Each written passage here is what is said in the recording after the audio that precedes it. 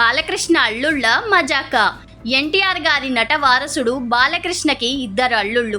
ఈసారి ఎన్నికల్లో అద్భుతమైన ఫలితాలు రాబట్టారు.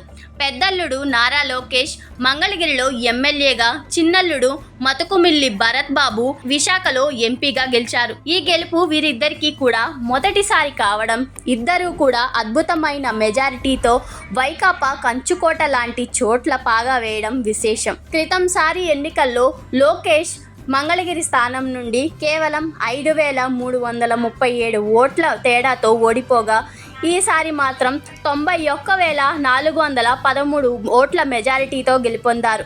అదేవిధంగా భరత్ బాబు గత ఎన్నికల్లో కేవలం 4,414 ఓట్ల తేడాతో ఓడిపోగా, ఈసారి ఏకంగా 5,04,247 ఓట్ల మెజారిటీతో ఘన విజయం సాధించారు. ఈ గెలుపుతో అటు నారా వారి కుటుంబంలోనూ, ఇటు నందమూరి వారి కుటుంబంలోనూ సంబరాలు మొదలయ్యాయి. నారా లోకేష్ బాబు గత ఎన్నికల్లో ఓటమి చవిచూడడంతో ప్రతిపక్షాల నుండి ఎన్నో ట్రోల్స్ ఎదుర్కొన్నా కూడా ప్రజాక్షేత్రంలో నిలదొక్కుని మంగళగిరిలో అనేక సేవ మరియు అభివృద్ధి కార్యక్రమాలు నిర్వహించి నాన్ లోకల్ ముద్రను సైతం తుడిచివేసి నియోజకవర్గ ప్రజలకు తలలో నాలుకలాగా మారి యువగళం పాదయాత్ర ద్వారా రాష్ట్ర ప్రజలకు చేరువైన విధానం ప్రశంసనీయం.